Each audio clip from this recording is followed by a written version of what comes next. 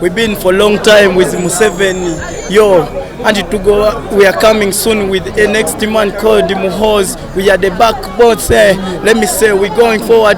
We are just working every damn night. Every damn night we look for the poor. This time around we have this challenge of working every day. We work hard, but we earn little. We work hard, but we earn little. Every damn night we hustle. Every man has to hustle. If you want to chop money, if you want to chop money, we chop money. If you need money, we are near the equator. Equinox very bad, economy very tight. Muhoozi, Museveni, we have to need your environment. We need your development. We have to grow. We have to be rich like that. That is it, my bro.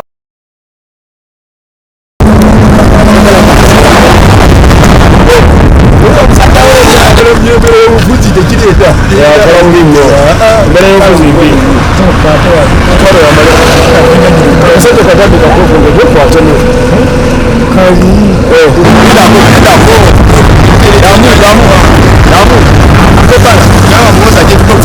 go to Sabah.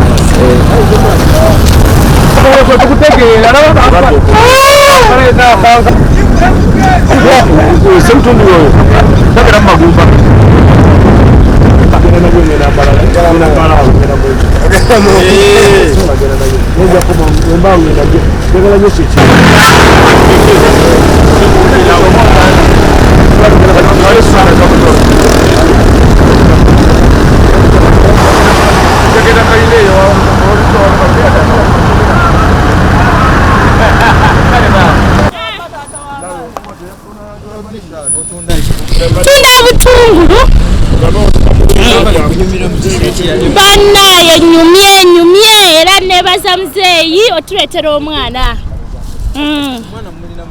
Omwana tumiramu essuubi era tumwesunga tumuwomingira. Kyetusinga okwagala okutufunira we tukolera. Kyetusingira ddala okwetaaga. Kiwulidde kyetusingira ddala nnyo okutufunira. Tuwagira muzeeyi jjajja waffe yebale tuleetera mutabanyi we Muhoozi. Tusaba entambuza ey'emirimu naye tusaba okutufaako. Emirimu gyaffe gyetaagamu okwongeramu okufaayo okututeekamu kasente kuba kapito tulina mutono ate tuli basingo maazi. Naye nga tweyanza nnyo tumwagalira ddala. Gavumenti NRM yekoze mukifunyeemu. Tugifunyeemu kuba tujja wano ku kkubo ne tuyiriba ntufuna kye tuliisa abaana. Ne bagenda ku ssomero ne tulako n'akatono ke tusigazza kubambaza kulwala kujjanjabisa. Tebadde mbi ge mazima. Kati muke gwe mulabanga n'abatuusa gye mulaga. Muke naye bw'abazze tumwaniriza olw'ensonga asobola ate okwongerako okusinga muzeeyi. Eggwanga n'alitumula kuba ajja kubeera ali wamu naye. Tokasukula bajje lwagoli naye nze single person nonya sente school fees wanga customer beta kasisera bazeyo ku ssomero naye school fees ansumbuwa era neetaaga school fees ni mukyala mukozi ni mukyala munyikivu era ne banyongeramu ka business gundi capital sigana kuli pizza abagenda embalala mikolo gy'amagye bajja kuyitawo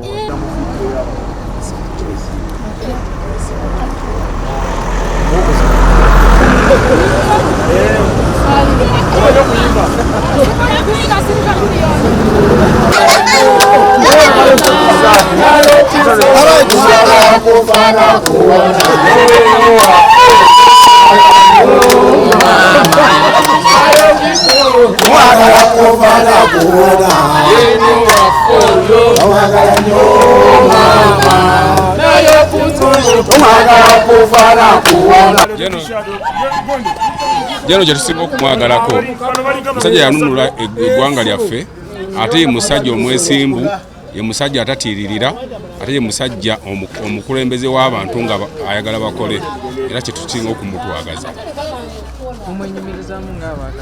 tumwenyumizaamu nga wakatale kuba baterawo akatale kano ka gavumenti naye wakuba akatale kaffe ka gavumenti naye abantu bana bakajja mukanyombera nti bakajjemu olwokuba waliwo akatale kali akali wali naye nga abantu bana bajumbidde akatale kaffe kana ka gavumenti tumwagala nyina tujja kuba tujja kukola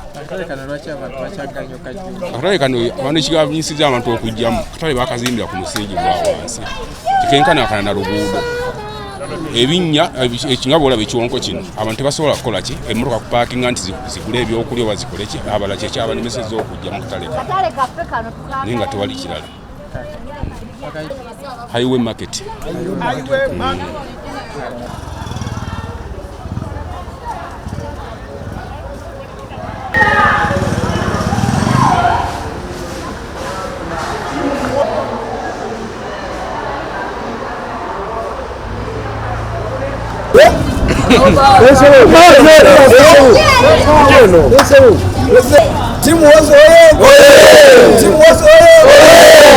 tukoleramu tufune kye twagala tukirize pulezidenti waffe next president akole kye twagala atukolere buli kimu tuyimiridde wano ku lwakatale n'enfuna yaffe gye tulimu ebizibu tuliwo bifenna kitegeera mulina okubeera awamu tukolere wamu ne pulezidenti waffe President waffe oye President waffe oye tweyanza nnyo bannaye mwenna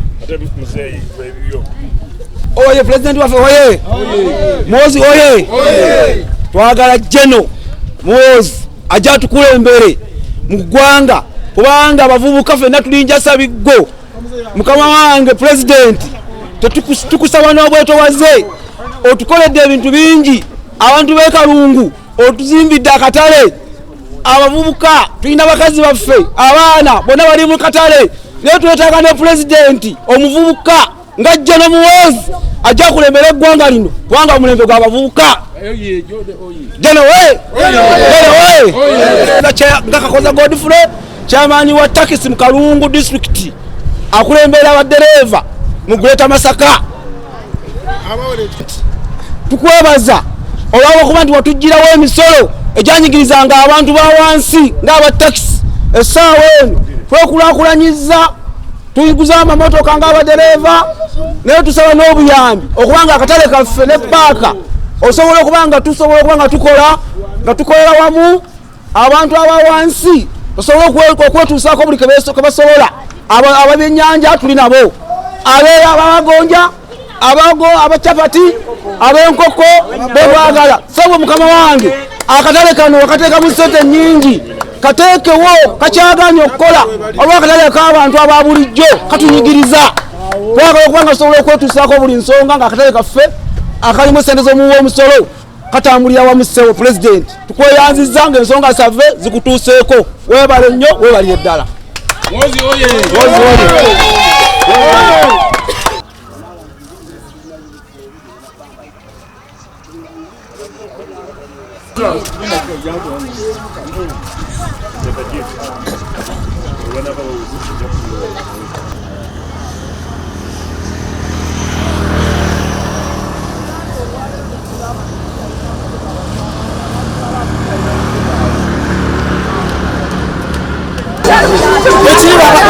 mupya nnyo.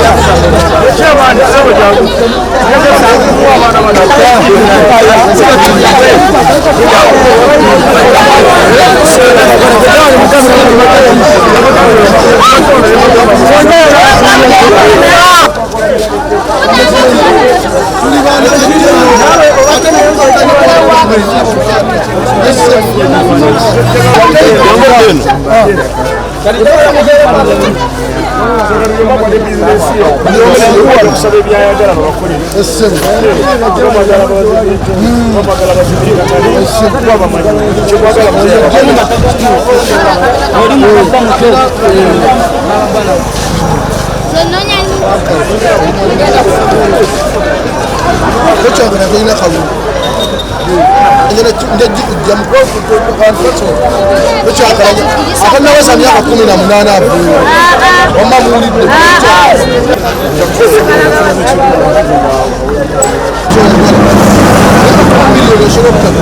bagala kuza bana ku masoko yakize munda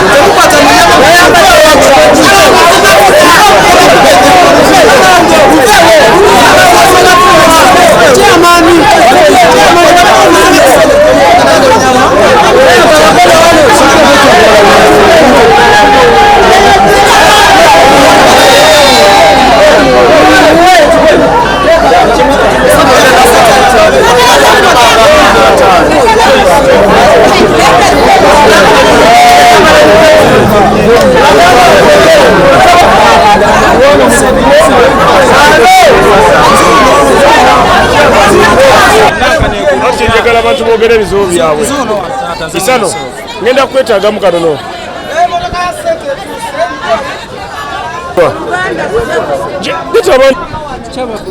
kati obuzibu bwetunyigiriza bajja kundaba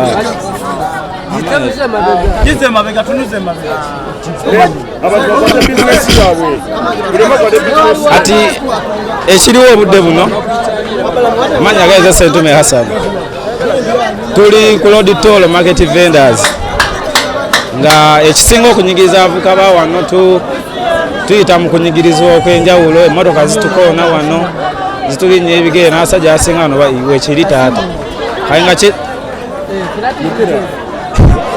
oli anzija kumulamwa muvubuka ogera tuli ku bulai nga kyetwetaaga mukama waffe twetaaga okwongera mu bizinensi zaffe akantu sente kale okugenda waggulu kati tulina wali kasako kaffe twetaagayo okwongeramu ku ngeri ya sente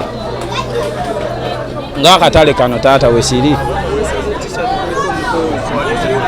Muhoozi mumanyi taata mumanyi nga next president 2026 taata wekiri kimanyi tumulina amasubi kwa muvubuka munnaffe ekiri netunda byakunywa bwetu mugaba wange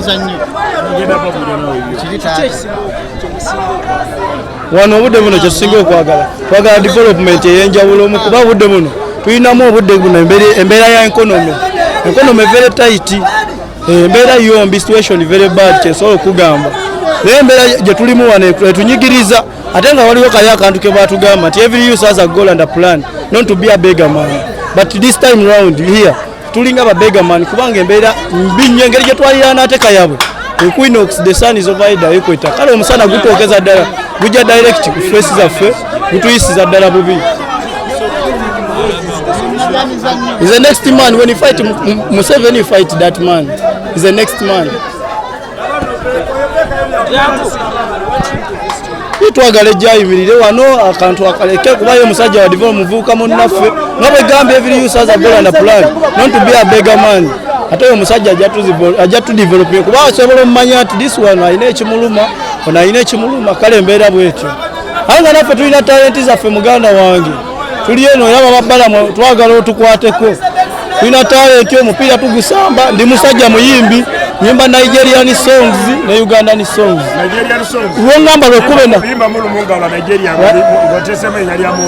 yaganga Nigerian Muhoozi resent you baby resent you know this sweet nagamba baby come closer I want to make it dead Mr. Muhoozi president next president if you fight Muhoozi you fight the president is a fight next man let's look for that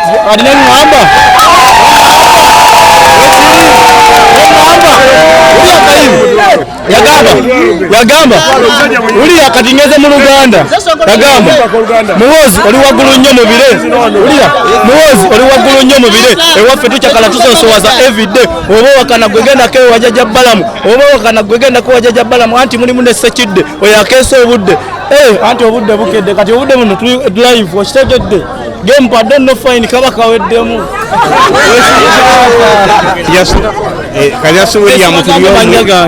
amanya eze Bexi Sniper omuyimbi wa wano tata talent tujina naye buzibu wa siringi studio wekiri era wabbala mu luva tugenda aba tondeka wano ayiwe nawo girabe tunyiga bubi nnyo muganda Williams ndi musubuzi wa watermelon ku Roditoro naye nange nkuba omulanga eri gavumenti nga njagala batuddukirire tulonze ebbanga ddene naye tukoma kulonda naye tubadde tugamba ku midaala gyaffe nga ffe abakozi ba wano babeemu engeri gye batusindikamu ku kasente kubanga tulonda era tuwagidde Museveni ebbanga ddene ate kati tuli ku Muhoozi kubanga yaliko kati yaliko tubadde tukuba omulanga naffe akyameko watusuulemu mukono tusobole okuweerera abaana tulina abaana betuweerera naye omudaala gwetaaga kwongeramu ku kasente kale bwe bubaka bwange nze nkolera ku Roditoro ntunda watermelon awo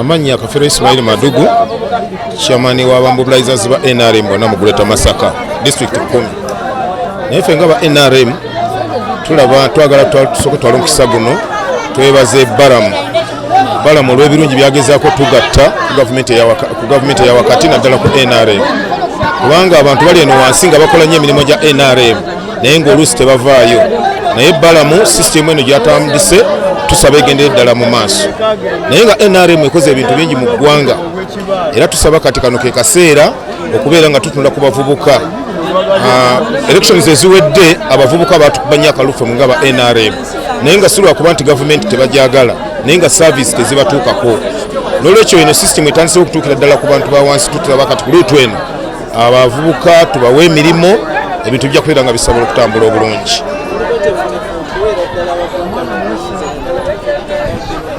ekyo tukiriko kubuuza kyonna era bwe tutambula wonna ffe tugamba President Museveni oluwummula Muhoozi is our next president era tuwulira abantu bonna nti ne woba osoma ogenda nogamba ku linnya ly'omwana ku linnya lya paatiri n'ery'omwana kati Museveni ye paatiri omwana ye Muhoozi n'olwekyo tekiriko kubuusabuusa tuva ku paatiri ne tudda ku mwana ye Muhoozi tekiriko kubuuza kyakyo wano twogere kwata ennyama yo gwe mu bbanga wano bakulabe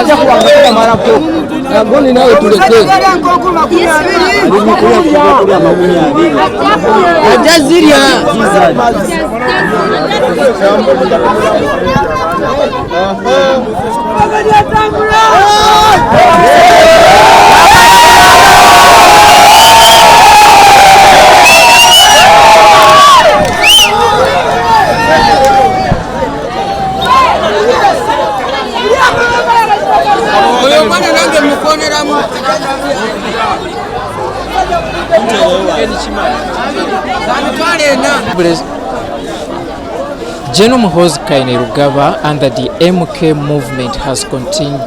General Muhoozi Kainerugaba under the MK movement mobilization team. What? General Muhoozi Kainerugaba mobilization team under the MK arrangement has continued to mobilize for his support across different areas in Kampala metropolitan. The team headed by Balamba Rugahara has this evening combed the areas of Lukaya along Masaka Kampala highway. Here a section of traders, especially those dealing in petty businesses, have fronted their explanation.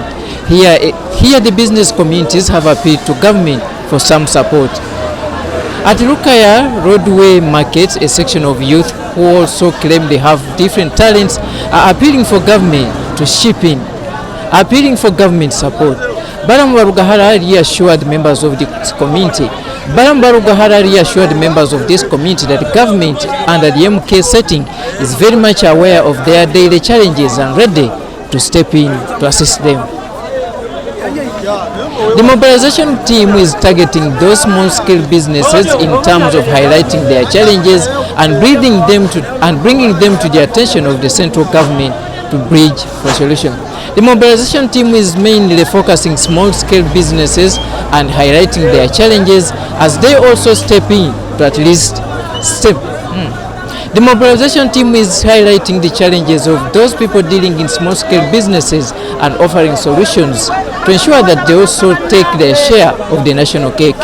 Robert Onyango, UBC News, Lukaya. Tungira bannaffe okubategeeza kuleta masaka NR mobilizers etogosero nchi yayo eronkinga ekibiina ekyo ekyabamobiliza bakuleta masaka kiri registered naye ng'ennaku z'omwezi 26 omwezi ogwokusatu tusuubira nti MK yagenda okujja okulonkinga ekibiina kyaffe ekyokuleta masaka omukolo ogusobola okubeera masaka mu kibuga ekikulu. Tubasaba mmemme mwena tujja kwongera okubategeeza nga amaze okutukakasa naye nga kuleta masaka NR mobilizers tutambulira wamu n'entambula yonna enteekateeka yonna eriwo. Mwebale nnyo mwebalidde. The message to these young people, I'm telling them to focus on what they are doing and to save as much as they can. The little they are earning, but I'm also appealing to them to maintain the hygiene so that people who stop here to eat, we enjoy. I'm very glad that they are young men. They are promoting poultry business, agriculture. So they buy birds from farmers and they sell birds every day. Others are buying goat from farmers. So at the end of the day, they are creating income to the farmers and to their family. And also the passengers who pass by get what to eat in time. So I'm very, very grateful with the warm reception given to us. It was just a stopover. We didn't have any planned event here, but they are very anxious and happy to receive General. I've promised to them that General will one of these days stop by Lukaya on his way home. Will stop here and say hello to them, and then he finds a way of how we can empower them. General's interest is to empower young people. So as the Vice Chairman, National Vice Chairman, MK movement, I'm glad and I'm happy with the warm reception the Lukaya people have for Fande. This is very interesting. I've told them we are intending to set up a studio in Ibudu for the artist. Like this man, are you the singer? Please sing again. Sing a song. Sing a song. A Ugandan song in English. Sing about Museveni and the Afan MK. In English. In English? Yes. I sing about Museveni and Muhoozi and General Muhoozi. Yeah. It's like this, yeah? Yes. In English? Yes, you sing. Yo, we've been for a long time with Museveni. Yo, and to go, we are coming soon with a next man called Muhoozi. We are the backbone. Let me say, we're going forward. We are just working every damn night. Every damn night we look for the yeah. This time around, we have this challenge of working every day. We work hard, but we earn little. We work hard, but we earn little. Every damn night we hustle. Every man has to hustle. If you want to chop money, yeah. If you want to chop money, we chop money. If you need money, we are near the equator. Equinox very bad, economy very tight. Muhoozi, Museveni, we have to need your development. We need your development. We have to grow. We have to be rich like that. That is it, my bro. What's your name? I'm called the Best Sniper. Yeah. So Best Sniper, you and the others, we are going to set up a studio to promote talent in Ibudu. Yeah. We shall set up a studio here in Ibudu in Masaka. So one of these days before the end of the year, I will give you 3 songs. You will record 3 songs, so that you earn money during the day from Muchomo. In the night you can go and sing and earn money from your discotheque of the nearby club. I pray for you. Yeah. Thank you, everyone. What's your name? My name is Ndashime Musa. Do you have a family? What? Do you have a family? I don't know his English, me. Na family. Nyine family. Okay, abana bameka. Tine family mwenyine abo mukaba kunzara. Abo kuzara. Bakorera. We bari gukora. Kare. Kasoma amazima. Kasoma ko kana gashira mu cyakashatu.